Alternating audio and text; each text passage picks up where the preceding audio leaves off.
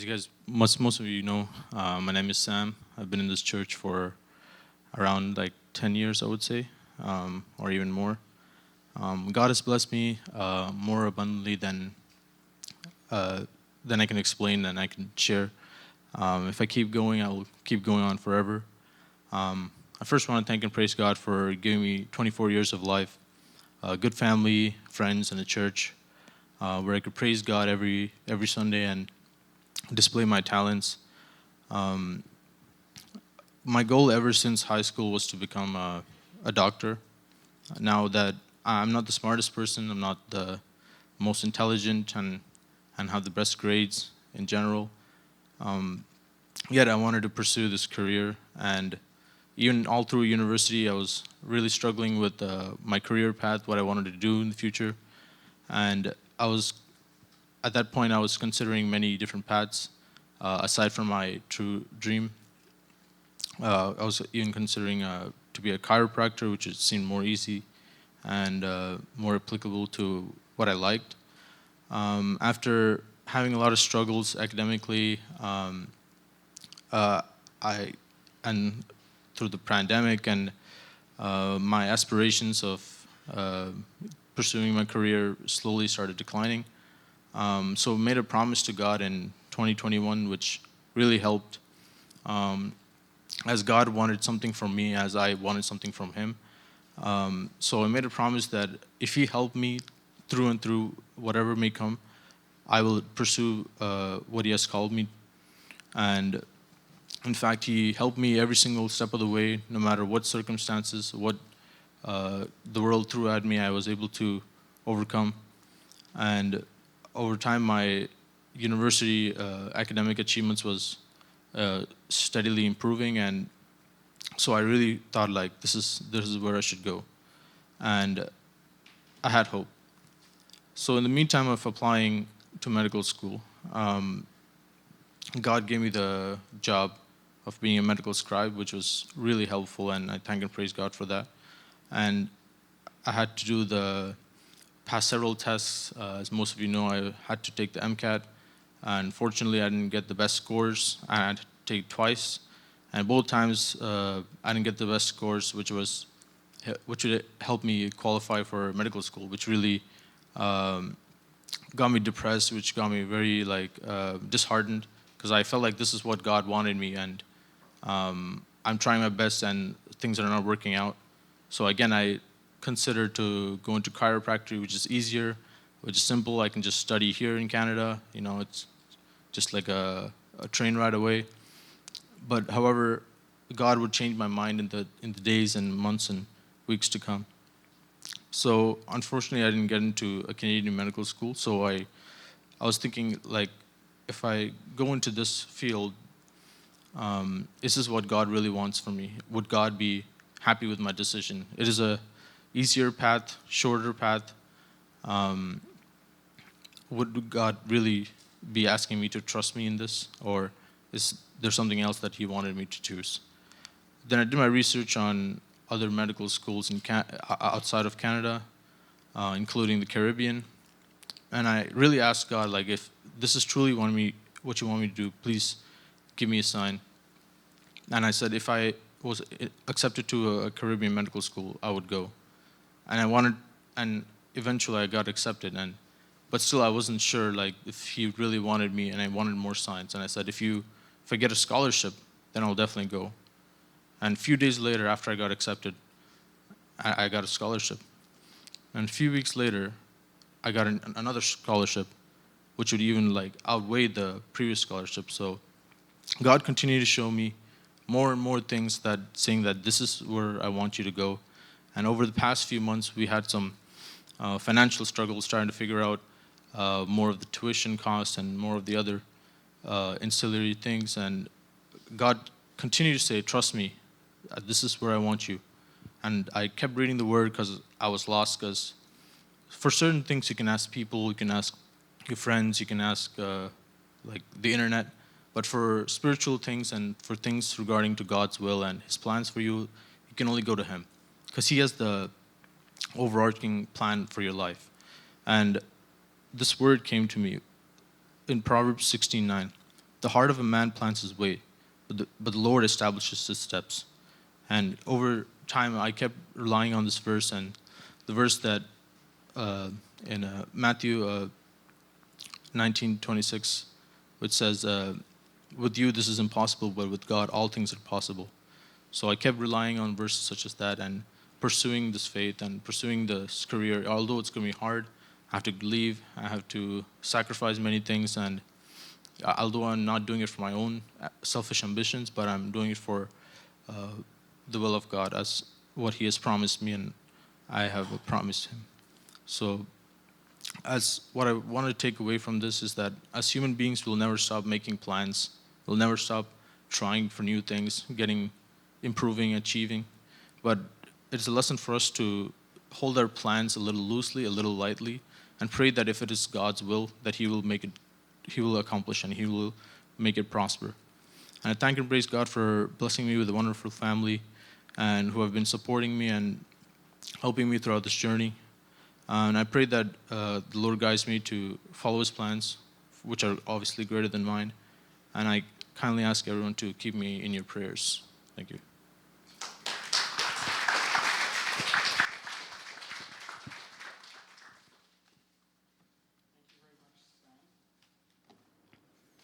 Praise be to God. He's a wise young man, isn't he? Seeking the Lord in his steps. And Tamil சொல்றதுக்கு எனக்கு I won't be able to do a good job doing it in Tamil, but ஒவ்வொரு கட்டத்திலேயும் அவன் தேவனுடைய சித்தத்தை தேடி அந்த சத்தத்துக்கு செவி கொடுத்து ஞானத்தோடு நடக்கிற ஒரு மகனாக தெரிகிறது. May God bless you, Sam, in your journey. I think you'll come back even wiser and maybe a little bit more tanned. So all the best to you. God bless you. Let's pray. Father, we thank you for today. We thank you, Lord, for your goodness, your faithfulness in our lives. Even as we sang and praised you and as we heard through testimony, Lord, we exalt you and we thank you for all that you're doing in our lives. ஆண்டவரே, நாங்கள் பாடல்கள் மூலமாக உம்மை துதித்தோம், ஸ்தோத்திரித்தோம். சாட்சி மூலமாக உம்முடைய நாமத்தை உயர்த்தினோம். ஆண்டவரே, இப்பொழுதும் உம்முடைய வார்த்தையை நாங்கள் திறந்து நாங்கள் தியானிக்கும் பொழுது எங்களோடு கூட இருப்பீராக. Father, now as we open up your words and meditate, we ask that you would be with us. Holy Spirit, we ask that you would do something new in our midst. Father, we pray that you would draw us closer to you. இன்னும் உம்மை கிட்டி சேர எங்களுக்கு உதவி செய்வீராக. ஆண்டவரே, எங்களை சகல சத்தியத்துக்குள்ளும் எங்களை வழி நடத்தும் என்று சொல்லி இயேசுவின் நாமத்திலே நாங்கள் ஜெபிக்கிறோம். Amen. Amen. The topic of the sermon today is the fear of the Lord. The fear of the Lord can be quite scary, pun fully intended. இது ஒரு தேவ பயத்தை குறித்ததான ஒரு பிரசங்கம். அது ஒரு பயங்கரமான பிரசங்கம். பிரசங்கிக்கிறதுக்கே ஒரு நடக்கமும் ஒரு பயபக்தியும் ஒரு விசேஷித்த பயபக்தியும் தேவைப்படுகிறதை சொல்லி நான் உணர்கிறேன். It's a broad subject with many different dimensions. ஒரு பெரிதான ஒரு காரியத்தை குறித்து நாங்கள் பேச இருக்கிறோம். It's one that can be very confusing. எல்லா நேரமும் சரியாக அதை எப்படி விளங்கிக் கொள்வது என்று சொல்லி தெரியாமல் இருக்கக்கூடும். Some young Christians, those who are young either physically or in their faith, may get confused about why should we fear God, and some mature Christians may understand that, well, it's not really to be scared of God, but even with all of that knowledge, we have so many questions, don't we? Well, how do we fear Him? How do I know that I fear Him? அவர் என்னென்று நான் அந்த பயபக்தியோடு என்னென்று நான் நடப்பது, தேவனை பயப்படுற பயத்தோடு என்னென்று நான் வாழ்வது என்று சொல்லி அநேக கேள்விகள் இருக்கக்கூடும். அவருக்கு பயந்து நடக்கும் பொழுது என்னென்ன காரியங்கள் வாழ்க்கையில் இருக்கணும்னு சொல்லி சில கேள்விகள் இருக்கக்கூடும். வேதத்தில் அநேக முறைகளிலே பழைய ஏற்பாட்டிலும் புதிய ஏற்பாட்டிலும் இந்த தேவ பயத்தை குறித்து நாங்கள் பார்க்கிறோம். In many passages in the scripture, both in the Old and the New Testament, we see the Bible teaching us about the fear of the Lord or the fear of God. Today we're going to look at a passage found in the book of Deuteronomy. The passage is already on the screen for you. உபாகமம் என்ற புஸ்தகத்திலே மோசே எழுதின 5 புஸ்தகத்திலிருந்து ஒரு புஸ்தகத்திலிருந்து ஒரு காரியத்தை நாங்கள் பார்க்க போகிறோம். But my prayer and my hope for today is that we will walk away with more than just knowledge. என்னுடைய ஜெபம், என்னுடைய வாஞ்சை இன்றைக்கு நாங்கள் இதை குறித்து தியானிக்கும் பொழுது ஒரு சத்தியத்தை மனதிலே மாத்திரம் பதிந்து கொள்ளாமல் எங்கள் இருதயத்திலேயும் அது பதிந்து கொள்ளும்படியாக நான் ஜெபிக்கிறேன், நான் வாஞ்சிக்கிறேன். So that we would be able to grow and we would be able to advance in our understanding of what it means to walk in the fear of God. அதை இன்னும் கொஞ்சம் நாங்கள் விளங்கி கொள்ளவும், இன்னும் கொஞ்சம் எங்கள் வாழ்க்கையிலே, நடைமுறை வாழ்க்கையிலே நாங்கள் அதை பயன்படுத்தி கொள்ளவும் தேவன் தாமே, அவருடைய பரிசுத்த ஆவியானவராமே தாமே எங்களுக்கு கிருபை செய்வாராக. I'm going to ask Sri Uncle to help us out with reading in Tamil. In the book of Deuteronomy, let's just read the first two verses, chapter 10, verses 12 and 13. பத்தாம் அதிகாரம் உபாகமத்திலே 12-13 வசனங்கள். இப்பொழுதும் இஸ்ரவேலே, நீ உன் தேவனாய கர்த்தருக்கு பயந்து அவர் வழிகளிலெல்லாம் நடந்து அவரிடத்தில் அன்பு கூர்ந்து உன் முழு இருதயத்தோடும் உன் முழு ஆத்துமாவோடும் உன் தேவனாய கர்த்தரை சேவித்து நான் இன்று உனக்கு கற்பிக்கிற கர்த்தருடைய கற்பனைகளையும் அவருடைய கட்டளைகளையும் உனக்கு நன்மை உண்டாகும்படி கைக்கொள்ள வேண்டும் என்பதையே அல்லாமல் வேறே எதை என் முன் தேவனாய கர்த்தர் உன்னிடத்தில் கேட்கிறார். And now Israel, what does the Lord your God ask of you but to fear the Lord your God, to walk in obedience to him, to love him, to serve the Lord your God with all your heart and with all your soul, and to observe the Lord's commands and decrees that I'm giving you today for your own good. வேறு என்னத்தை நான் கேட்கிறேன் என்று சொல்லி மோசே இந்த இடத்துல இஸ்ரவேல் ஜனத்தை நோக்கி கேட்கிறான், as God speaking to them.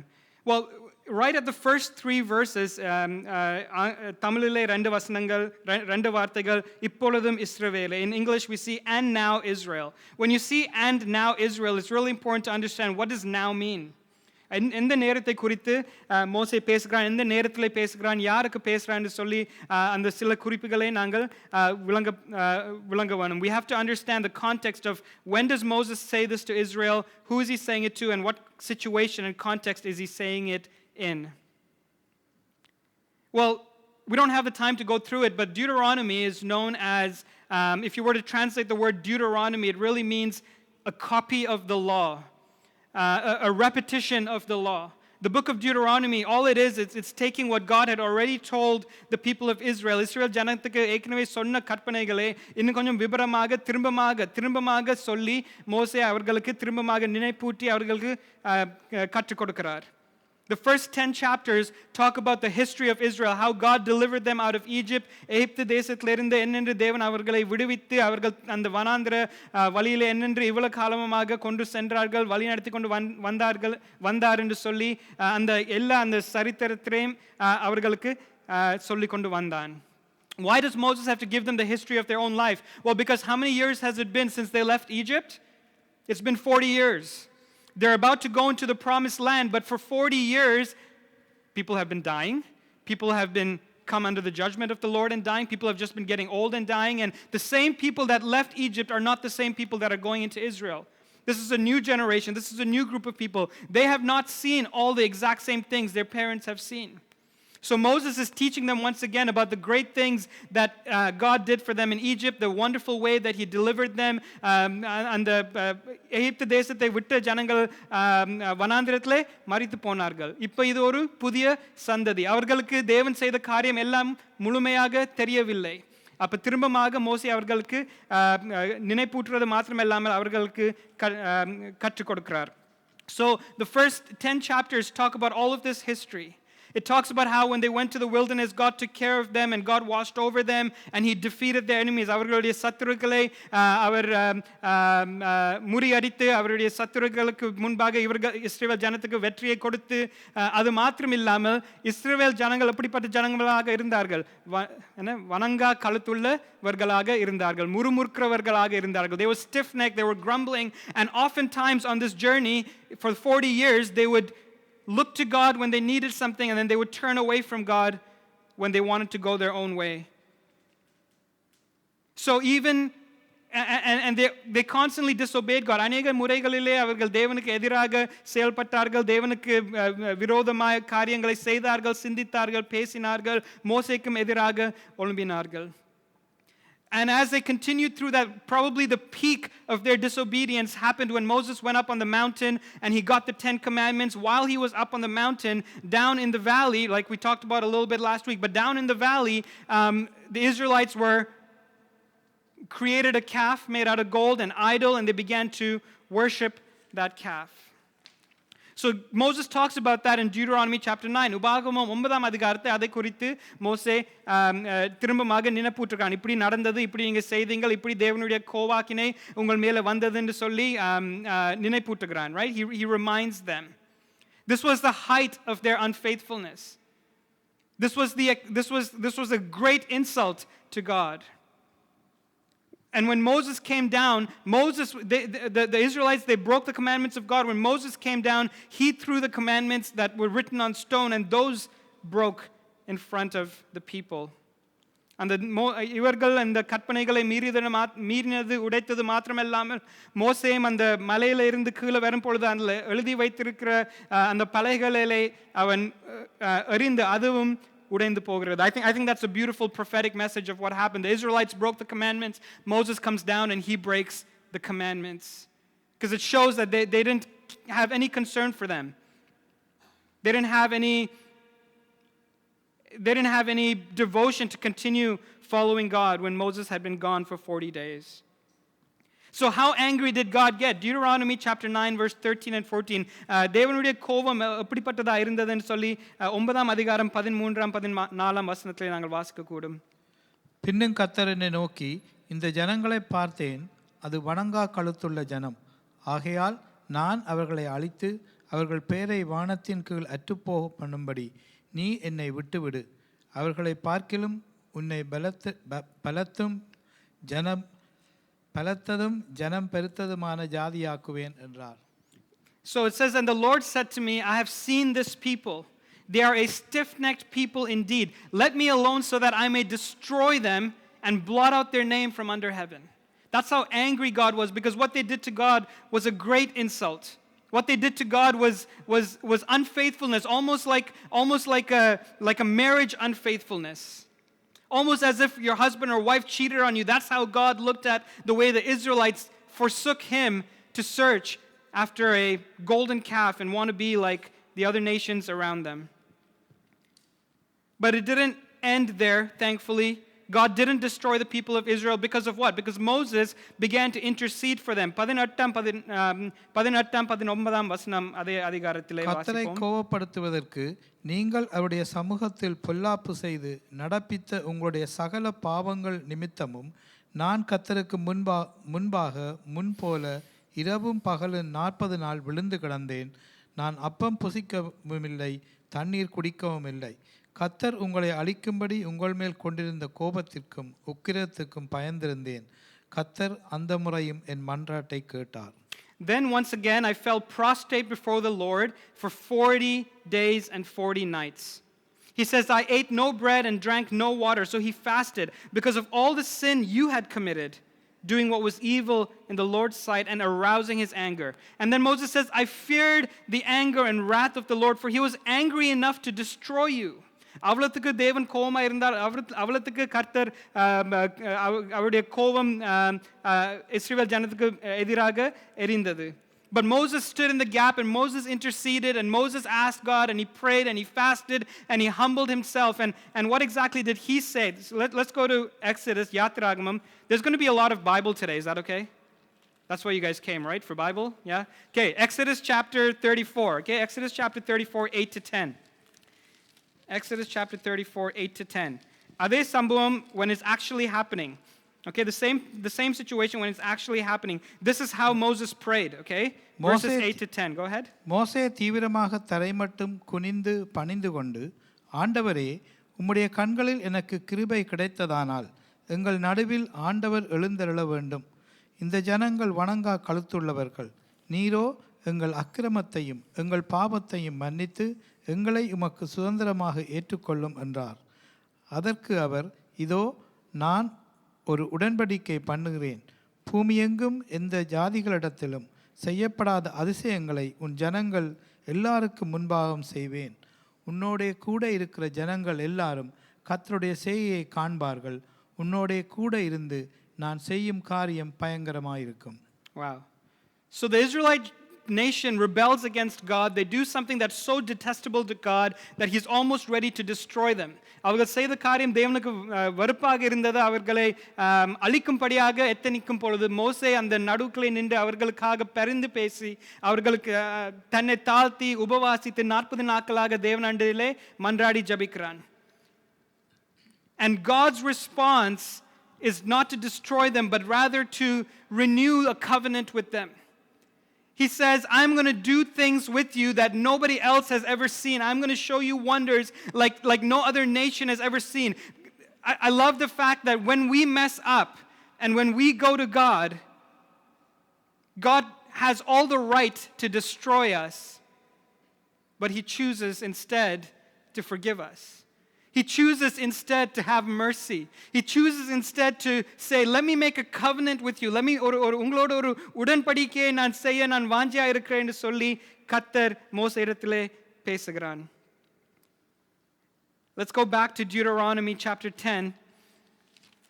திரும்பமாக let's go back to our main passage in the book of Deuteronomy chapter 10. உபாகமம் 10ஆம் அதிகாரத்துக்கு திரும்பமாக செல்வோம். இரண்டாம் வசனத்தை நாங்கள் முதலே வாசிப்போம். நீ உடைத்து போட்ட முந்தின பலகைகளில் இந்த வார்த்தைகளை நான் அந்த பலகைகளில் எழுதுவேன், நீ அவைகளை பெட்டியிலே வைப்பாயாக என்றார். I like this because he says, I will write on the tablets. On which tablets? So when Moses first went up to the mountain, God gave him 2 tablets. When Moses came down because he was so angry, what did he do with them? He broke them. I was really wanting to find like Angel's old iPad, which nobody uses, that doesn't work, and just like kind of wave a tablet and just go like smash on the floor, but I thought it's a little dramatic. But can you imagine? You guys would have all been like, especially Darren, like that's an Apple product. You'd be like, right? But Moses came down with the law of God in his hand. It was inscribed by the finger of God. And he came down and he smashed it on the ground and it broke. So what did God say? God said, okay, you've asked for forgiveness. I'm going to forgive you. Now you make some tablets and bring them up to me. But I love what he says in verse 2. He says, I will write on the tablets the words that were on the first tablets. We change and we disobey God and we do things that are messed up and we break God's law. But God comes back with the exact same proposal. Nothing changes on God's side. Nothing changes with his mercy. Nothing changes with his compassion. He didn't say, okay, I'm not going to do the 10 commandments now. I'm going to give them 50 this time. No, God's law is perfect. It doesn't change. It stays the same. He says, bring the tablets may change. The new tablets that you make, bring them up. But I'm going to write on them the exact same thing I wrote on them before they sinned. I'm going to make the covenant the same way I planned to make the covenant before. When God gave them a second chance, and when he gave them the second chance, it was just as good as the first chance. That was a good spot for an amen, by the way. When God gave them a second chance, it was just as good as the first chance. Amen. When God gives us a second chance, he doesn't give us plan B. There is no plan B with God. God can still make plan A work out. God can still make plan A, his perfect plan, his beautiful plan. God can still bring that to pass because his covenant doesn't change. His commandments, they don't change. His side of the bargain doesn't change. God wrote the exact same things on the second set of commandments as he did on the first. Let's read அதே அதிகாரத்திலே 10ஆம் அதிகாரம் 10ஆம் வசனம் 11ஆம் வசனம், right before the passage we're reading, verse 10 and verse 11. நான் முந்தின பிரகாரமாகவே 40 நாள் இரவும் பகலும் மலையில் இருந்தேன். கர்த்தர் அந்த முறையும் என் மன்றாட்டை கேட்டு உன்னை அழிக்காமல் விட்டார். கர்த்தர் என்னை நோக்கி, நான் கொடுப்பேன் என்று அவருடைய பிதாக்களுக்கு ஆணையிட்ட தேசத்தில் அவர்கள் போய் அதை சுதந்தரித்துக் கொள்ளும்படி நீ எழுந்து ஜனத்துக்கு முன்பாக பிரயாணப்பட்டு போ என்றார். God still remained faithful to his promise. The same land that he promised the Israelites before they sinned, before they rebelled, way back that he promised his ancestors, he's still willing to keep his side of the bargain. He says, it was not God's will to destroy you. But God said, go, the Lord said to me, and lead the people on their way so that they may enter and possess the land I swore to their ancestors to give them. நான் முதல்ல அவர்களுக்கு என்ன வாக்குத்தத்தம் கொடுத்த அந்த தேசத்துக்கு திரும்பமாக நான் அதே வாக்குத்தத்தை புதுப்பித்து அவர்களை தொடர்ந்தும் அந்த இடத்துக்கு நீ வழி நடத்தி கொண்டு சென்று போ என்று சொல்லி மோசேயிடத்திலே சொல்லுகிறார். We all have received second chances, haven't we? The Bible says that every one of us have sinned and we've fallen short of God's glory. Like the Israelites, there have been days when we have rebelled and done things against God.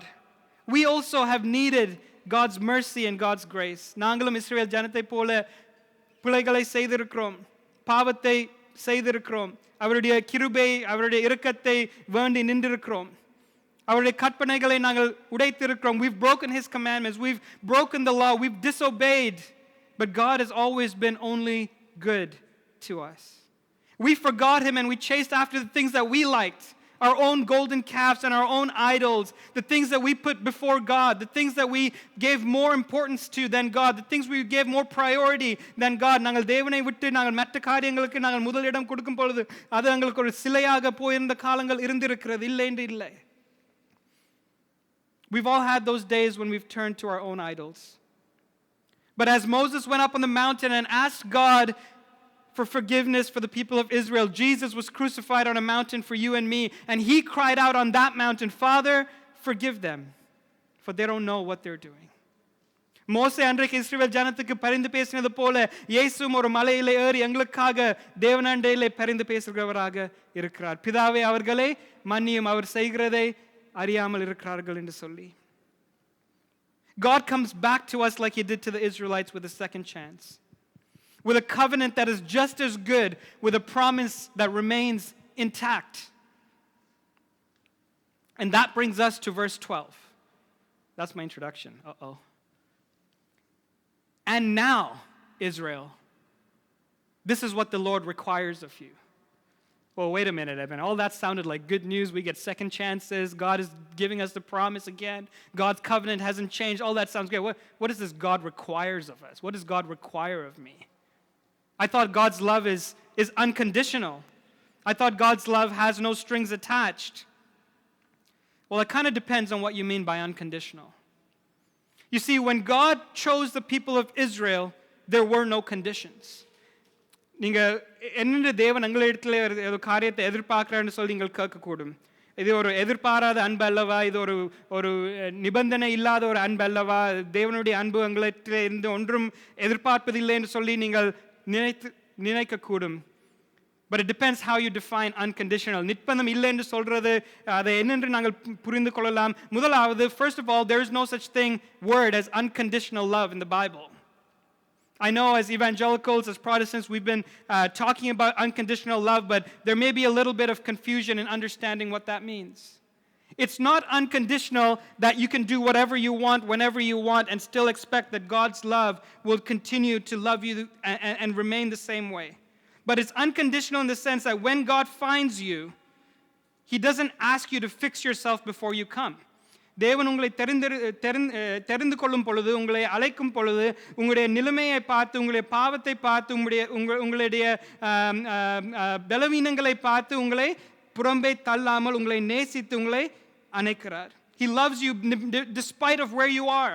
No matter how great of a sin you've committed, no matter how far you've run away, no matter if you've denied him like Peter or doubted him like Thomas, or even if you betrayed him like Judas, if you would come back, God's love is unconditional.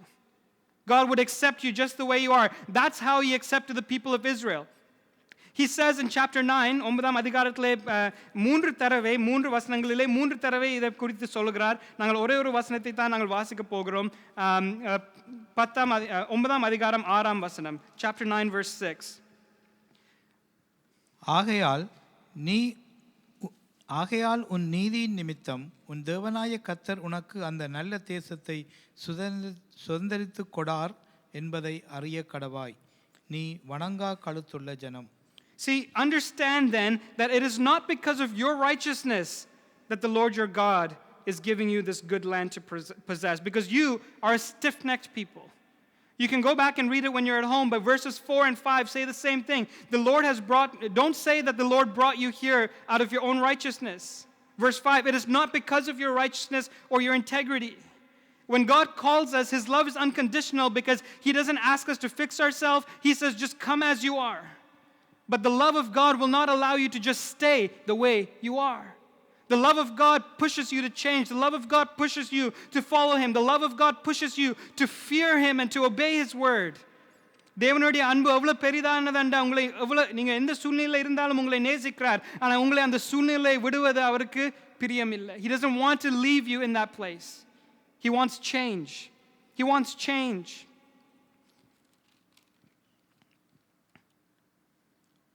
He says you are a stiff-necked people. Anybody ever have a stiff neck before? Yeah, you guys are all thinking of the last time you did, right? Oh, I slept wrong. And you just, even if you want to look there, you got to do this, right? And then if you got to look here, you got to do this. And you look awkward, and it's like some muscle in your neck, but it like completely debilitates you for the rest of the day or a couple of days. You'd like go back to sit and rub A535 and all sorts of stuff. But a stiff-necked people literally they don't want to turn. They don't like to turn. It hurts to turn. I don't want to move away from what I'm used to. I'm facing this way. Don't inconvenience me to turn this way because it hurts. I don't like it. Stiff-necked people. Resistant to change. If we want our definition of unconditional love, our definition of unconditional love is God should love me the way I am, and I don't want to change. I want to be resistant to change. I want to live the way I've always lived. நான் இருக்கிற வண்ணமாகவே இருக்கும் பொழுது தேவன் என்னை நேசித்தாரானால் நான் அப்படியே இருக்கிறேன், தேவன் தொடர்ந்தும் என்னை நேசிப்பார் என்ற ஒரு எதிர்பார்ப்பு. But that's not what the Bible teaches. The Bible teaches that there are some requirements, there are some expectations that God has of us. ஒரு சில எதிர்பார்ப்புகள் தேவன் எங்களிடத்திலே எதிர்பார்க்கிறார். ஒரு சில காரியங்களை தேவன் எங்களிடத்திலே எதிர்பார்க்கிறார். So now let's go back to the first verse we started with, chapter 10 verse 12. 10 அதிகாரம் 12 13. இப்பொழுதும் இஸ்ரவேலே, நீ உன் தேவனாய கர்த்தருக்கு பயந்து அவர் வழிகளிலெல்லாம் நடந்து. Yeah, that's a good spot to pause, because the first item on the list is, and it looks like a list, right? The first item on the list is fear God. Now Israel, God asks of you that you would fear Him. Well, number one, what does that mean? அதன் அர்த்தம் என்ன? தேவனை பயந்து நடப்பதின் அர்த்தம் என்ன? We need to understand that. But I can't define it for you because it's a loaded word. The word fear in the original Hebrew has a wide variety of meanings to it. It has everything from fear of kind of being scared, being terrified, being kind of shivering in fear, that kind of fear, all the way to the other end of the spectrum is a reverence, an awe, a holy fear of God. நாங்கள் பயந்து நடுக்கத்தோடு இருக்கிற பயமே குறித்து அதே வார்த்தை பயன்படுத்துகிறார்கள். அதே நேரத்தில் நாங்கள் தேவனை கனப்படுத்தி அவருடைய நீதியை அறிந்து, அவருடைய எவ்வளோ பெரியவர் என்று சொல்லி அறிந்து, அவர் எங்களுக்கு என்னென்ன காரியங்களை செய்திருக்கிறார் என்று சொல்லி அறிந்து, அவரை கனப்படுத்தி அவரை துக்கப்படுத்தாமல் நடப்பது இன்னும் ஒரு சைடில் இருக்கிறது. But we like to put things in boxes in our world. We like to define things very exactly. நாங்கள் குறிப்பாக ஓகே இதன் அர்த்தம் என்னன்னு சொல்லி உங்களுக்கு விளங்கணும்னு சொல்லி நாங்கள் முயற்சிக்கிறோம். But you can't put everything in a box, you know that, right? You can't always isolate and say fearing God only means being afraid of Him, and you can't isolate it and say it only means reverent holy fear to God. I think when it gets used in the Bible, there are sometimes it means either of those things, but there are many times where it means a combination of those things. Are you guys with me? It means a combination of those things. And depending on your relationship with God and depending on your growth, உங்களை தேவனோடு இருக்கிற உறவை பொறுத்து, தேவனோடு நீங்கள் வளர்ந்த உங்களுடைய ஆவிக்குரிய வளர்ச்சியை பொறுத்து அந்த பயம் எப்படியாக நாங்கள் புரிந்து கொள்ளலாம்னு சொல்லி வித்தியாசப்படும். ஒரு ஆளுக்கு ஒரு ஆள், ஒரு நேரத்துக்கு ஒரு நேரம். See, Moses talks about both these two kinds of fears in Exodus chapter 20. யாத்ராகமம் 20ஆம் வசனத்திலே மோசே இந்த ரெண்டு விதமான பயங்களையும் குறித்து ஒரே மூன்று வசனங்களுக்குள்ளே பயன்படுத்துகிறான். Exodus chapter 20 verses 18 to 20. ஜனங்கள் எல்லாரும் இடிமுழக்கங்களையும் மின்னல்களையும் எக்கால சத்தத்தையும் மலை புகைகிறதையும் கண்டார்கள்.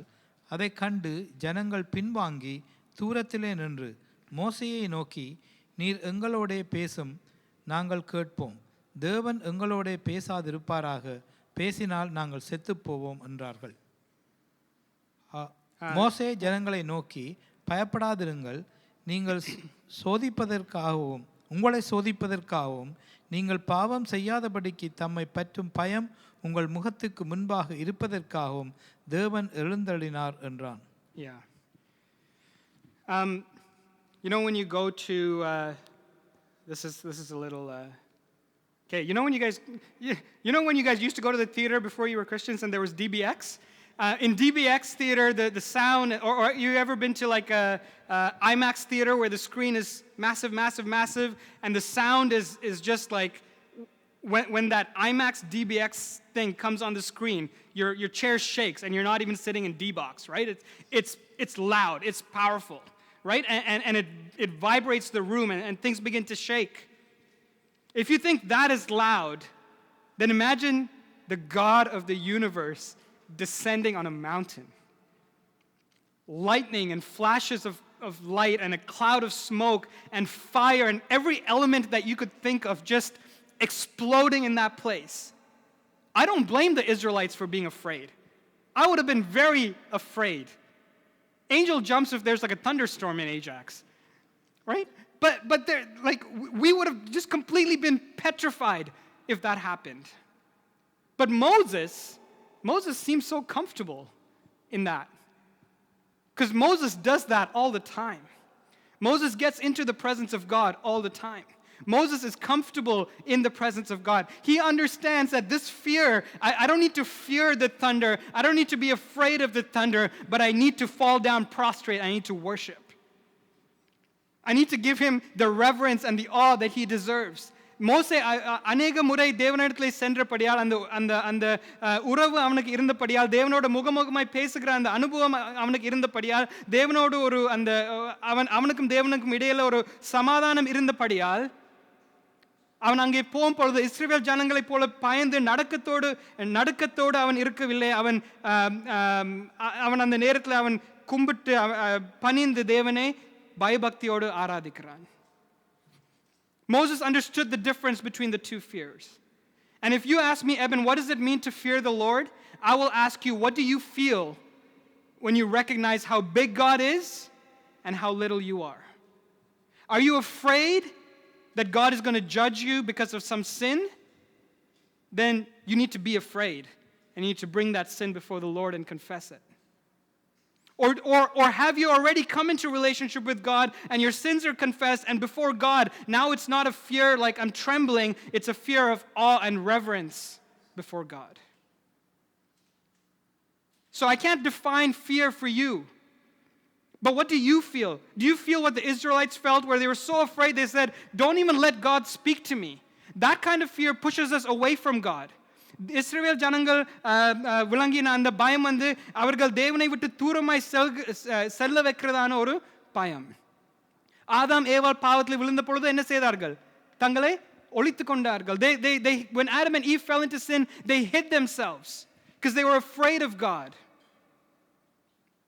But the kind of fear that Moses understands is the kind of fear that draws us closer to God, helps us to understand God more, helps us to live for God, please Him in everything that we think and say and do. The story is told many years ago about the king of Hungary. He was depressed and he was so unhappy, and he asked for his brother to come, and when his brother came, who was kind of a casual guy, he didn't really care much about religious stuff. The king was religious, he was a believer, he believed in God. And he told his brother, he said, I'm such a great sinner, the king said. He said, I'm afraid to meet God. நான் இந்த ராஜா ஒரு கதை சொல்லப்படுகிறது. இந்த ராஜா ஒரு விசுவாசியாக இருந்தான். அவன் ஒரு நேரத்தில் he was depressed and he called his brother. அவனுடைய சகோதரனை அழைத்து, அவனுடைய சகோதரன் இதை பற்றி பெருசாக எண்ணாதவன், அவனை அழைத்து அவனுக்கு சொல்றான், நான் ஒரு பாவியான மனிதன், நான் தேவனை சந்திக்க பயப்படுகிறேன். I'm afraid to meet God. And the prince, he didn't really take much care about it. And the சகோதரன் பெருசாக அண்ணாமல் சிரித்து போட்டு போய்விட்டா இது என்ன இது பெருசாக யோசிக்க இது ஒன்றும் கவலைப்படாது என்று. In that time, there was அந்த காலத்தில் இந்த ராஜா ஆளுகை செய்கிற ராஜ்யத்திலே ஒருவனை if you're going to execute somebody, what is it? ஒருவனை தூக்குறதா, you would send the executioner, and the executioner will come to your house any time of the day and blow the trumpet. And so the trumpet, and so what this king did, because his brother didn't regard him as much, he sent him at like in the early morning hours, around 4 or 5 o'clock, and he had the executioner blow the trumpet in front of his brother's house. The brother got out of bed, quickly got dressed, and he realized as soon as he heard this trumpet, he's in big trouble. He quickly got ready, he went right to the king, he fell at his feet and said, "Please tell me what I did wrong. தயவு செய்து எனக்கு சொல்லும், நான் என்ன பிழை செய்தேன், என்னை தூக்கும்படியாக நீர் அழைத்திருக்கிறீர் என்று." அப்பொழுது இந்த ராஜா சொன்னான், உனக்கு எனக்கே இவ்வளவு பயமண்டா, how can you not be afraid of God who created you? If you're this afraid of me, just your brother, a king, how could you not be afraid of the God who you may have offended? Do I not have the right to be afraid? See, this king, even though he was a believer, he was doing some things in his life that caused him to fear the judgment of God. ஒரு விசுவாசியாக இருந்தும் ஒரு சில காரியங்கள் அவனுடைய வாழ்க்கையிலே நடந்து கொண்டிருந்தபடியால், செய்து கொண்டிருந்தபடியால், அவன் பாவத்திலே ஜீவித்து கொண்டிருந்தபடியால் அவனுக்கு இந்த பயம் ஏற்பட்டது. In the book of Hebrews, we read about this as well. எபிரேயர் 10 அதிகாரத்தில் இந்த பயத்தை குறித்தும் நாங்கள் பார்க்கிறோம். எபிரேயர் 10 அதிகாரம் 26 27 வசனங்கள். Hebrews chapter 10 verses 26 and 27. சத்தியத்தை அறியும் அறிவை அடைந்த பின்பு நாம் மனப்பூர்வமாய் பாவம் செய்கிறவர்களா இருந்தால் பாவங்கள் நிமித்தம் செலுத்தத்தக்க வேறொரு பலி இனி இராமல் நியாயத்தீர்ப்பு வருமென்று பயத்தோடே எதிர்பார்க்குதலும் விரோதிகளை பட்சிக்கும் கோபாக்கினையுமே இருக்கும். Man, this is scary, right? Eben, the Bible, it talks about unconditional love. I don't want you preaching out of the Old Testament. Preach us some grace news in the New Testament. This is the New Testament. If we keep on sinning, if we know the truth and we keep living in sin, if we know what's right and we keep doing what's wrong, if we know God's law and we still disobey it, he says there is no sacrifice for sins left, but only a fearful expectation of judgment and of raging fire that will consume the enemies of God. See, the definition of what it means to fear God depends on your relationship with God. If you're living in sin, there's reason to be afraid of God, afraid of his judgment. But if you're living in a state of humility, in a state of having confessed your sins, longing to please God, not deliberately sinning, then there's an understanding of God in reverent fear, living for God in reverent fear. Let's go back to Deuteronomy chapter 10. திரும்பமாக உபாகமம் 10 அதிகாரத்துக்கு கடந்து செல்வோம். We don't have to read it, but verses 12 and 13, maybe just put it up on the screen for us if you would please. It seems like this is a list of things that God requires. இது ஒரு காரியம் மாத்திரம் இல்லாமல் ஒரு 4-5 காரியம் தேவன் எதிர்பார்க்கிறவராக இருக்கிறார்னு சொல்லி நாங்கள் பார்க்கும் பொழுது. So what's the first one? He says, you are to fear the Lord your God, number 1. You are to walk in obedience to him, number 2. You are to love him, you are to love God, and you are to serve him. And then it also says you have to keep his commandments, which I've put with obeying God. I wrestled with this a lot, and I looked up a lot of commentaries, and most of them, I'll be honest with you, most of them talk about them as separate items. But the more I looked at it, and the more I looked at some other passages of Scripture, these are all interrelated. இது ஒவ்வொன்றும் நாங்கள் தனியாக நாங்கள் பார்க்க முடியாது. இது ஒவ்வொன்றும் ஒன்றுக்கு ஒன்று இணைந்து இருக்கிறதாக இருக்கிறது. Thank you. And so instead of looking at it as a list, I like to look at it like this diagram that's on the next page. It's not perfect. You might say, well, there should be another arrow between obedience and service, and maybe there's another arrow between love and the fear of God. But I think that fear, maybe because it's listed as the first item, maybe because that's what we're talking about today, I don't know, but I feel that the fear of God, if we could understand the fear of God, it will drive us to obedience. It will drive us to loving God. It will drive us to serving God. நாங்கள் தேவனை பயந்து நாங்கள் நடக்கும் பொழுது அதை கீழ்ப்படுகிறதுக்கும் அது உதவும். நாங்கள் தேவன் மேல் அன்பு கூறுறதுக்கும் அது உதவும். தேவனை சேவிப்பதற்கும் அது உதவும். It's all interrelated. And so let's look at a few verses, ஒரு சில வசனங்களை நாங்கள் பார்ப்போம் where these things, fearing God and obedience, are looked at together. ஆதியாகமம் 22ஆம் அதிகாரம் 11ஆம் வசனம். Genesis chapter 22, verse 12.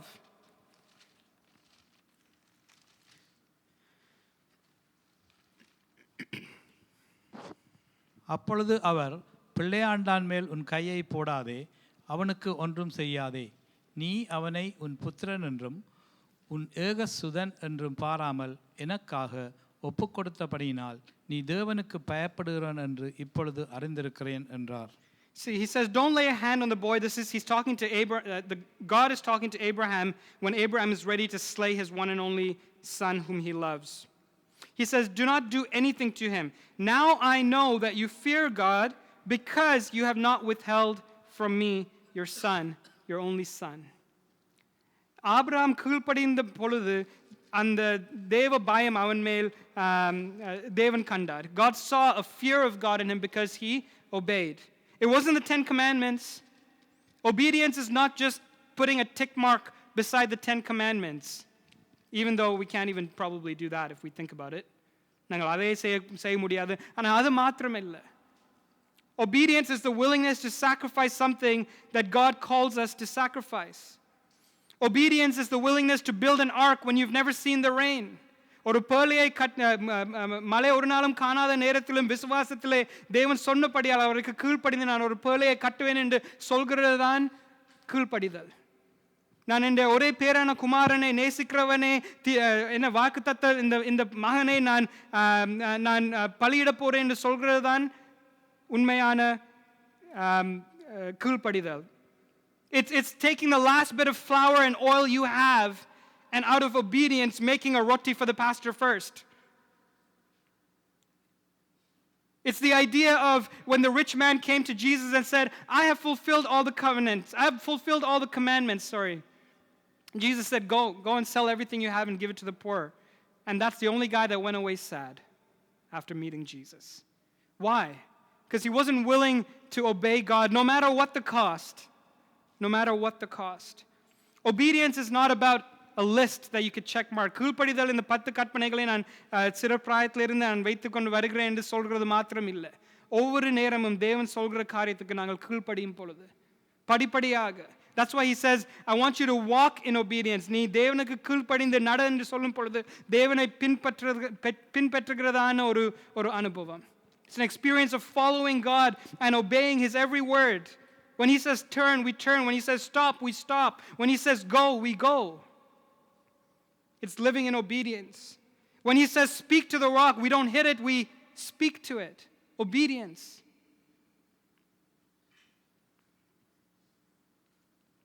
When we fear the Lord, God expects that we would obey.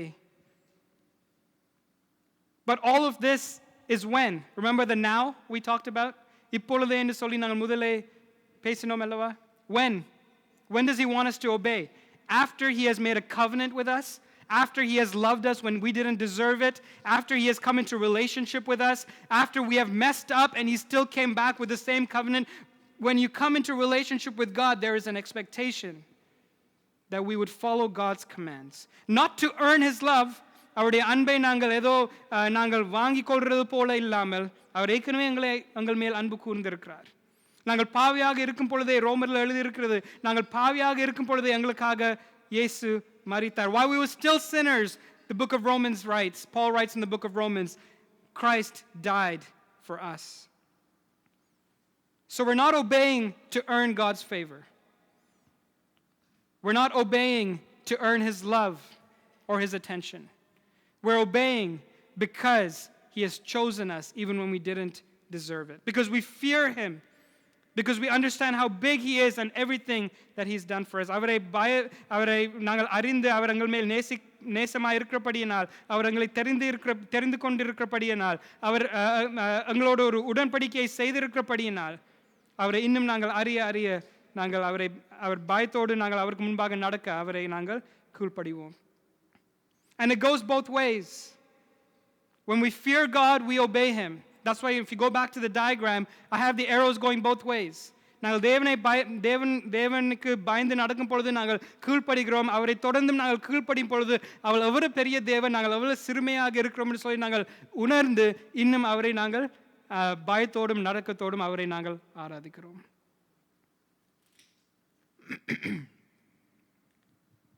Solomon finishes his book by saying in Ecclesiastes chapter 12, it's not on the screen, but he says, this is the conclusion of the matter. Fear God and obey his commands. This is the duty. இதுதான் மனிதனுக்கு கிடைத்ததான என்ன சொல்லலாம், கடமை. Right? It's his duty, it's his responsibility. Okay, let's move on to the next one. Fearing God is also very closely associated with love. Love is very closely associated with obedience. We know that Jesus says in the New Testament, இயேசுவானவர் புதிய ஏற்பாட்டில் சொல்கிறார், கட்டளைகள் எல்லாவற்றையும் இந்த ரெண்டு கற்பனைகளுக்குள்ளே அடக்கிக் கொள்ளலாம். Love the Lord your God and love your neighbor. If you can obey those commandments perfectly, you could fulfill all the other commandments, no problem. Love and obedience go with fearing God as well. இதுவும் தேவ பயத்தோடு வருகிறதான ஒரு காரியம். உபாகமம் 6ஆம் அதிகாரம் 4ஆம் வசனத்திலே இருந்து 6ஆம் வசனம் வரைக்கும். Deuteronomy chapter 6 verses 4 to 6. இஸ்ரவேலே கேள், நம்முடைய தேவனாய கர்த்தர் ஒருவரே கர்த்தர். நீ உன் தேவனாய கர்த்தரிடத்தில் உன் முழு இருதயத்தோடும் உன் முழு ஆத்துமாவோடும் உன் முழு பலத்தோடும் அன்பு கூறுவாயாக. இன்று நான் உனக்கு கட்டளையிடுகிற இந்த வார்த்தைகள் உன் இருதயத்தில் இருக்க கடவது. Yeah. He says, "Hear, O Israel, the Lord our God, the Lord is one." These three verses are the most popular verses to practice and memorize as a Jewish person. From a young age, this is probably the first prayer that you would teach a young Jewish child.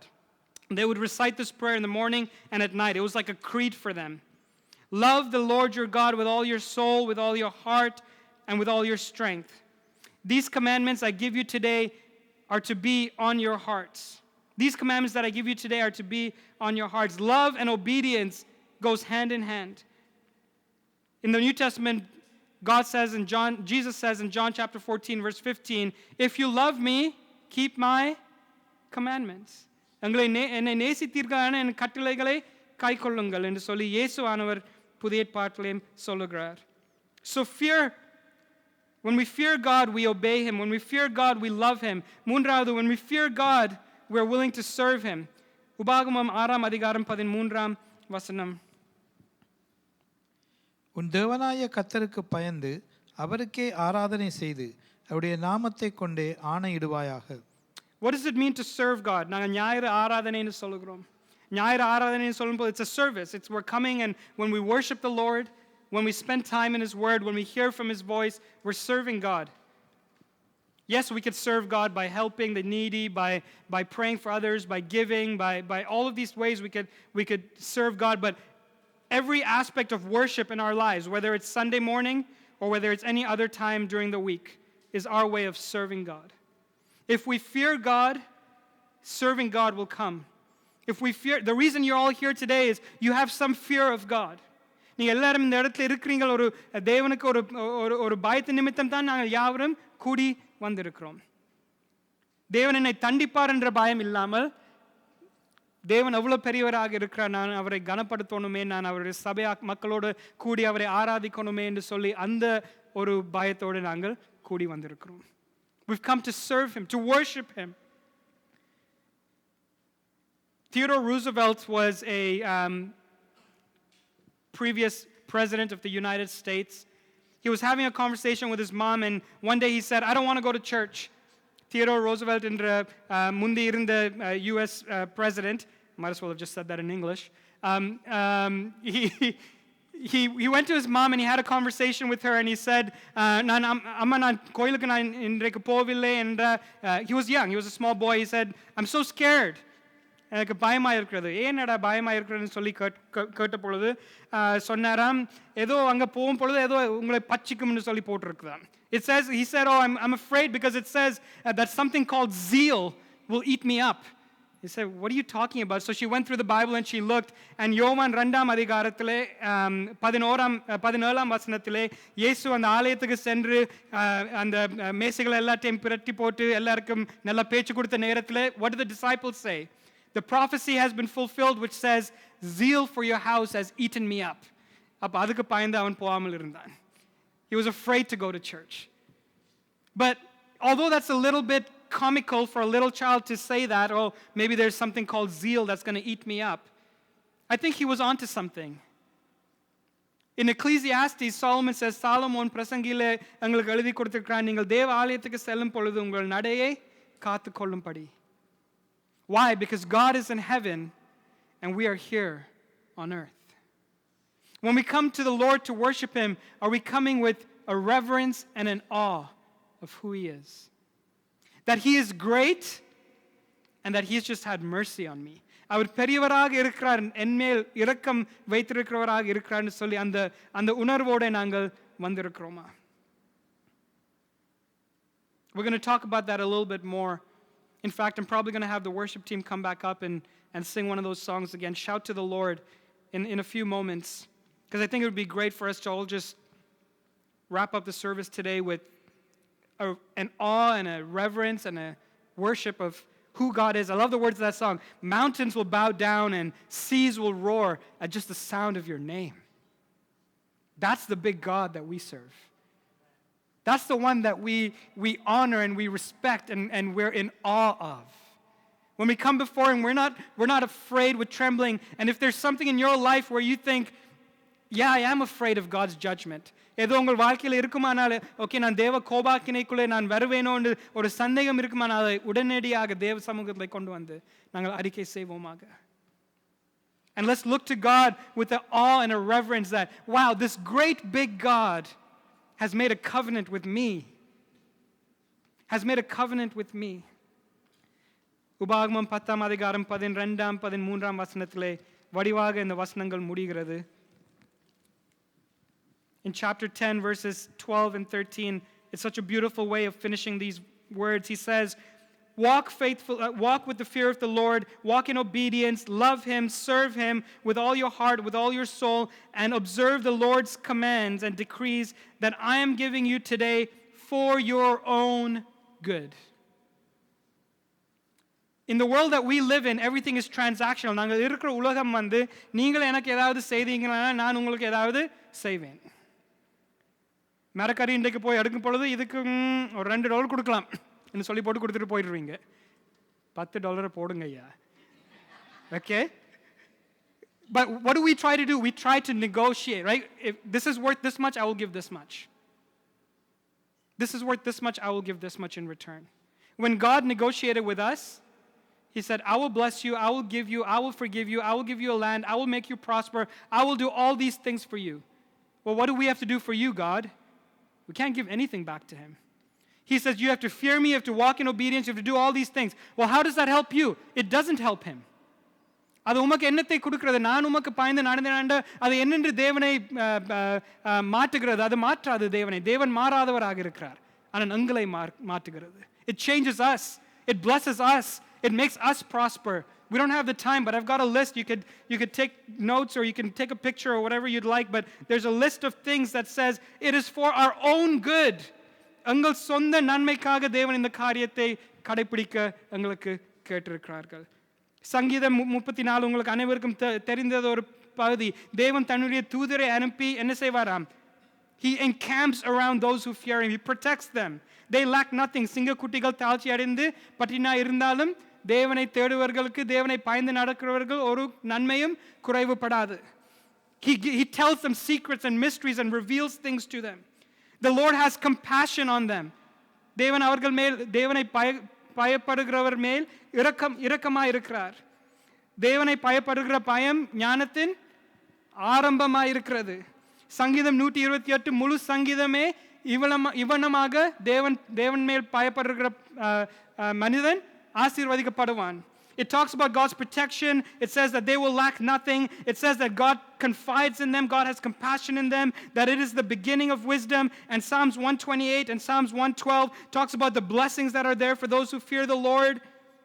Deuteronomy 6:24 says, you will prosper in the land. Everything you put your hands to will be blessed.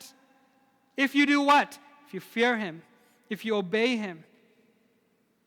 But Eben, forgiveness is free. Yeah, forgiveness is free. I don't want to just go to heaven with just free forgiveness. I want to go to heaven having loved the Lord as much as I could. I want to go having obeyed Him as much as I could. I want to go with whatever rewards are available. I want to take a hold of that. I want to live the best way that God has for me because I lived in obedience and lived under the fear of God, honoring Him and exalting Him and worshiping Him. Worship team, you guys can come take your spots. 14 வசனம் 15 வசனம். இதோ வானங்களும் வானாதி வானங்களும் பூமியும் அதிலுள்ள யாவும் உன் தேவனாய கர்த்தருடையவைகள். ஆனாலும் கர்த்தர் உன் பிதாக்கள் மேல் அன்பு கூறும் பொருட்டு அவரிடத்தில் பிரியம் வைத்து அவர்களுக்கு பின் அவருடைய சந்ததியாகிய உங்களை இந்நாளில் இருக்கிறபடியே சகல ஜாதிகளுக்குள்ளும் தமக்கென்று தெரிந்து கொண்டார். Amen. To the Lord, so after he finishes saying this question, what does the Lord require of you? உங்களை இருந்து என்னத்தை தேவன் எதிர்பார்க்கிறார்னு சொல்லி முடிந்த பின்பாக ஏன் நாங்கள் இந்த கனத்தோடு இந்த பயபக்தியோடு நாங்கள் சேவிக்கிறோம், ஏன் அவர் மேல் அன்பு கூறுகிறோம், ஏன் அவருக்கு கீழ்ப்படிந்து நடக்கிறோம்? Because in verse 14 it says, to the Lord your God belong the heavens and the highest heavens, the earth and everything in it. Yet the Lord has set His affection on you. தேவன் அவ்வளவு பெரியவராக இருந்தும் அவர் வானாதி வானங்களை என்ன செய்தார்? He created them and it belongs to Him. அது அவருக்குரியது.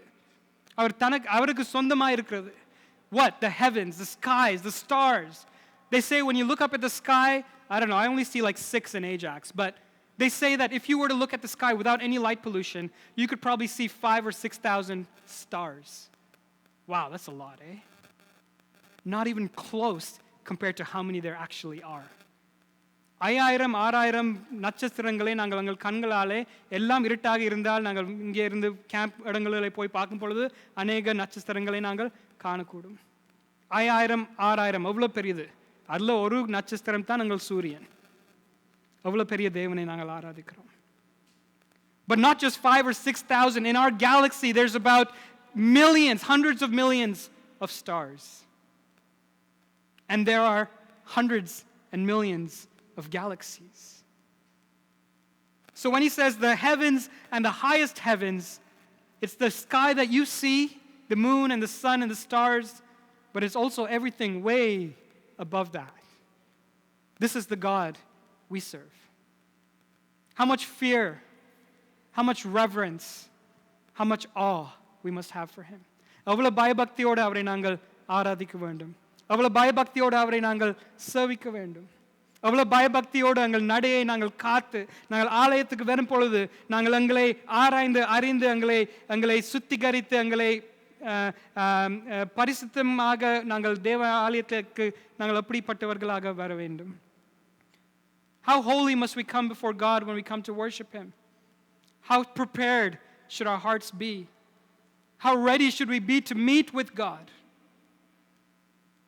ஒரு பையன் கேட்டானாம், என்னத்துக்கு நான் தேவ ஆலயத்துக்கு செல்லணும்? அப்போ தகப்பன் சொன்னாராம், அங்கே தான் தேவன் இறங்கி வருகிறவராக இருக்கிறார். A son asked his father, he said, why do I have to go to church? He said, that's the place where God comes down. தேவன் அங்கேயும் இருக்கிறார், ஆனால் அங்கே 2-3 பேர் அவருடைய நாமத்தை கூடுகிறார்களோ அங்கே பிரசன்னமாய் இருக்கிறார். God is everywhere, but where 2 or 3 are gathered, I believe that God is even in our midst right now. So when we stand to our feet, and as we worship and as we sing this song, I just hope that you would get a glimpse of who God is.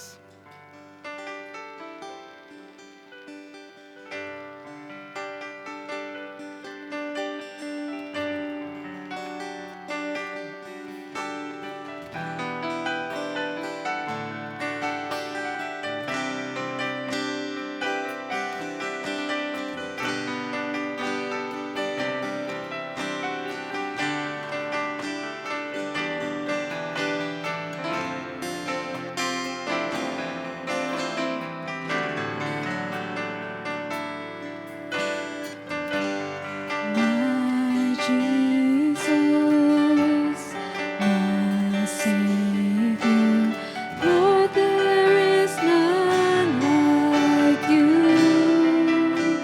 அப்படியே அவரை நாங்கள் உயர்த்துவோமா?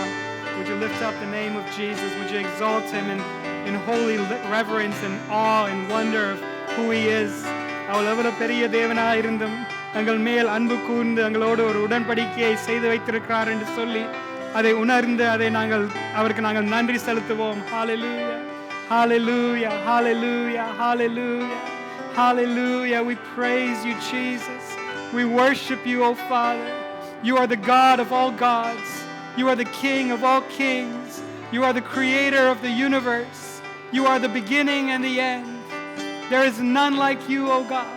உம்மை போல் வேறு தெய்வம் இல்லை. Hallelujah. Hallelujah to the Lord. Hallelujah to the King. Jesus, we look to you.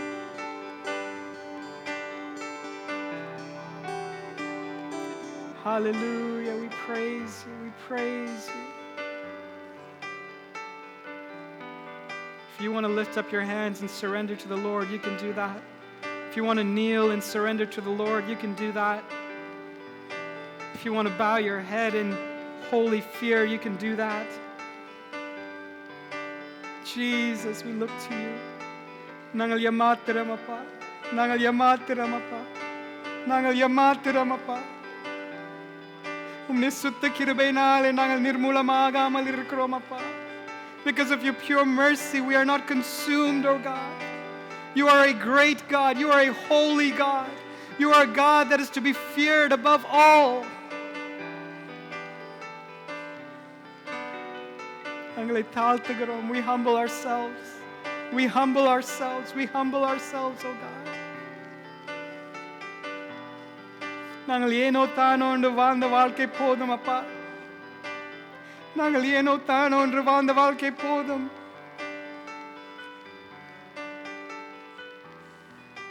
இன்னும் உம்மோடு நெருங்கி மோசே உம்மோடு ஜீவித்தது போல உம்மோடு முகமுகமாய் ஆண்டவரை நாங்கள் பேசுகிறது ஒரு நண்பனை பேசுகிறது போல. Lord, as Moses spoke to you as a friend, help us to draw near to you.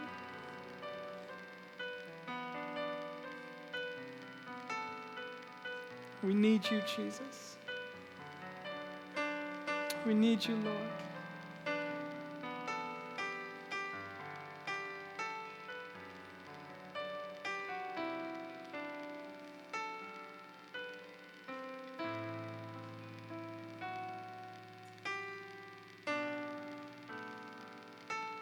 Thank you, Lord.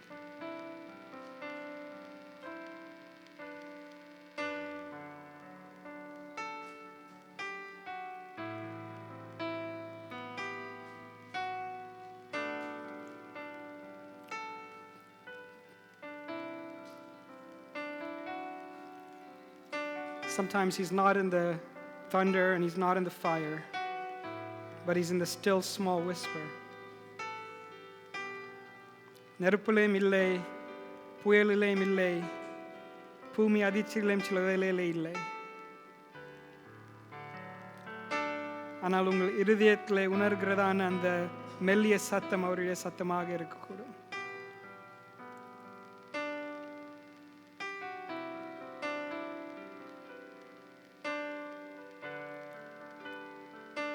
We love you, Jesus.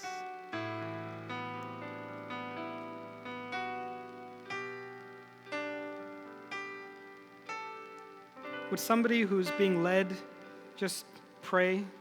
யாராவது ஏவப்பட்டவர்கள் யாராவது, இதை விளங்கி கொண்டவர்கள், இதை ஏற்றுக்கொண்டவர்கள் யாராவது, இதை நம்புகிறவர்கள் யாராவது, இந்த தேவன் எவ்வளோ பெரிய தேவனாக இருக்கிறார் என்று அறிக்கை செய்கிற யாராவது ஏவப்பட்டவர்கள் ஜபிப்பீங்களா? Somebody will get your mic when you start praying.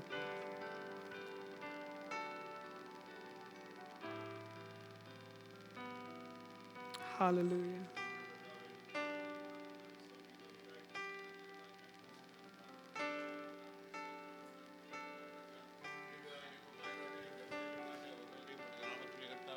கூட்டியத்தபடியாலுமே நன்றியோடு துதிக்கிறோம் கர்த்தாவே, ஸ்தோத்திரிக்கிறோம் கர்த்தாவே.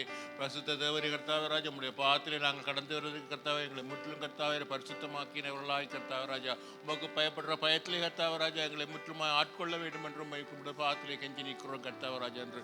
கர்த்தாவே ராஜா, இந்த நாளிலே கர்த்தாவே ராஜா இவனுக்குரிய வசனத்தின் படி கர்த்தாவே நாங்கள் உடைய பாதத்திலே வருவதற்கு கர்த்தாவே ராஜா எவ்வளவு பயபக்தி உள்ளவர்களாய் கர்த்தாவே வருவதற்கு நாங்கள் உள்ள தடைகளை கர்த்தாவே ராஜா நாங்கள் உணர்ந்து அவர்களிலிருந்து நாங்கள் விடுவிக்கப்பட்டவர்களாய் கர்த்தாவே ராஜா நாங்கள் ஜீவிக்கத்தக்கதா எங்களுடைய வாழ்க்கைகளை ஒவ்வொரு தினம் ஆராய்ந்து பார்த்து கர்த்தாவே அதற்கேற்ற விதமாக எங்களை வழி நடத்த வேண்டும் என்று உடைய பாதத்திலே கெஞ்சி நிற்கிறோம் கர்த்தாவே ராஜா. கிருபை இறந்த தேவனே கர்த்தாவே ராஜா, நாங்கள் உடைய பாதத்திலே கர்த்தாவே பயபக்தியுடன் நடுக்கத்துடன் கர்த்தாவே வருவது கர்த்தாவே ராஜா எங்களை முற்றிலுமாய் கர்த்தாவே அர்ப்பணிக்கிறோம் கர்த்தாவே ராஜா. அல்லேலூயா. உமது பாதத்தில் கர்த்தாவே ராஜா, அல்லேலூயா ராஜா, மக்கள் பாதத்திலே கர்த்தாவே ராஜா நாங்கள் ஏனோ தானான்றவர்களாக கர்த்தாவே அல்லவர்களாக இல்லாமல் கர்த்தாவே ராஜா உடைய பாதத்திலே கர்த்தாவே எங்களை எப்பொழுதும் தாழ்த்தி கர்த்தாவே ராஜா எங்களை ஆராய்ந்து பார்த்து எங்கள் உள்ளங்களை ஆராய்ந்து பார்த்து கர்த்தாவே உமக்கு உகந்த வழிகளில் கர்த்தாவே எங்களை திருத்தி அமைக்க கிருபை செய்யும் கர்த்தாவே ராஜா. உமது பெலத்தை தாரும் கர்த்தாவே ராஜா. பரிசுத்த தேவன் உமது நாமத்தை மகிமைப்படுத்தும் கர்த்தாவே ராஜா. அல்லேலூயா ராஜா. விசேஷமாய் கர்த்தாவே இந்த இவனை கர்த்தாவே இந்த இடத்திலே கர்த்தாவே ராஜா ஊழியக்காரரை பார்ப்பதற்கு கர்த்தாவே ராஜா எனக்கு கிருபை செய்தபடியாலுமே நன்றியோடு துதிக்கிறோம் கர்த்தாவே ராஜா. அந்த நாட்டிலே கர்த்தாவே ராஜா நாங்கள் கூட்டாண்மையிலே உளவாய் கர்த்தாவே ராஜா இந்த ஆவிக்குரிய வாழ்க்கையிலே ராஜா இந்த குடும்பத்தை வளர்ந்து வரவும் கர்த்தாவே அதை இந்த நாளில் கர்த்தாவே நாங்கள் முகமுகமாய் கன்று ராஜா உண்மை ஆராதிக்க எங்களுக்கு கிருபை செய்தபடியாலுமே நன்றியோடு துதிக்கிறோம் கர்த்தாவே ராஜா. கிருபை இருந்தவரே நான் நீர் அல்லேலூயா நீர் வாக்கு தந்த எங்கள் உண்மையுள்ளவராய் வாக்கு மாறாதவனாய் கர்த்தாவே ராஜா மகனை அல்லேலூயா ராஜா இந்த இடத்துல கர்த்தாவே ஊழியக்காரனாய் கர்த்தாவை நிறுத்தினபடியால் நமக்கு ஸ்தோத்திரம் கர்த்தாவே ராஜா. இன்னும் மகனை கர்த்தாவே ராஜா ஏற்ற இன்னும் அல்லேலூயா ராஜா இந்த சபை வழி நடத்தக்கூடிய ஞானத்தினாலும் கர்த்தாவே ராஜா உம்முடைய ஆவியினால் நிரப்பி ஆசீர்வதிக்க வேண்டும் கர்த்தாவே. தொடர்ந்து இந்த சபையை கர்த்தாவே பலகி பெருக செய்யும் கர்த்தாவே ராஜா. இந்த இடத்துல வந்த ஒவ்வொருளையும் கர்த்தாவே ராஜா நீர் ஆசீர்வதித்து வழிநடத்தி அனுப்ப வேண்டும் கர்த்தாவே. இந்த வரையில் அல்லேலூயா இந்த சபைகளை கர்த்தாவே ராஜா கட்டி எழுப்பி கர்த்தாவே ராஜா ஒவ்வொருத்தரும் கர்த்தாவே ராஜா ஒரு துணையாக இருக்கவும் கர்த்தாவே இவனுடனும் கர்த்தாவே ராஜா இந்த அல்லேலூயா ராஜா இந்த சீனியர் பாஸ்டரோடும் கர்த்தாவே ராஜா இந்த சபையிலோ கூண்டு சேர்ந்து கர்த்தாவே சமாதானமாய் கர்த்தாவே ராஜா கட்டி எழுப்ப கிருபை செய்யும் கர்த்தாவே ராஜா. நாமத்தை மாத்திரம் மயப்படுத்தும் கர்த்தாவே. நமது வருகையோ கர்த்தாவே ராஜா எங்களுக்கு வரணுமோ கர்த்தாவே எவைகளை இருந்தாலும் கர்த்தாவே ராஜா நாங்கள் ஒரு கர்த்தாவே ராஜா உடைய மத்திய வாசத்தில் கர்த்தாவை சந்திக்கத்தக்கதாய் கர்த்தாவே ராஜா எங்களை முற்றிலுமாய் உடைய பாதத்தில் தாழ்த்தி ஒப்புவிக்கிறோம் கர்த்தாவே. எல்லா துதிகன மயமே நீர் எடுத்துக்கொள்ளாவே மீட்பெரும் கர்த்தரும் வல்லவன் ரட்சகருமாய் இயேசுவின் பொற்பாதம் நிற்கிறோம் சுவாமி. Amen. Amen.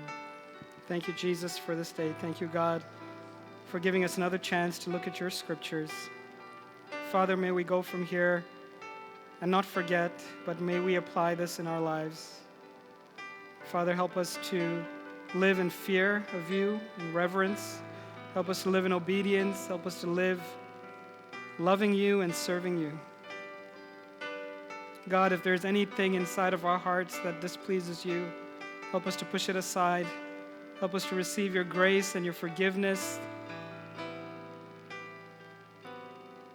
Help us to honor you, Lord, with our thoughts, our words, and our actions. We ask all these things in the mighty name of Jesus. Amen. என் ஆத்மாவே கர்த்தரை ஸ்தோத்திரி, என் முழு உள்ளமே அவருடைய பரிசுத்த நாமத்தை ஸ்தோத்திரி. என் ஆத்மாவே கர்த்தரை ஸ்தோத்திரி, அவர் செய்த சகல உபகாரங்களையும் மறவாதே. Amen. May the love of the Father, the grace of our Lord Jesus Christ, and the fellowship of the Holy Spirit be with us both now and forevermore. Amen.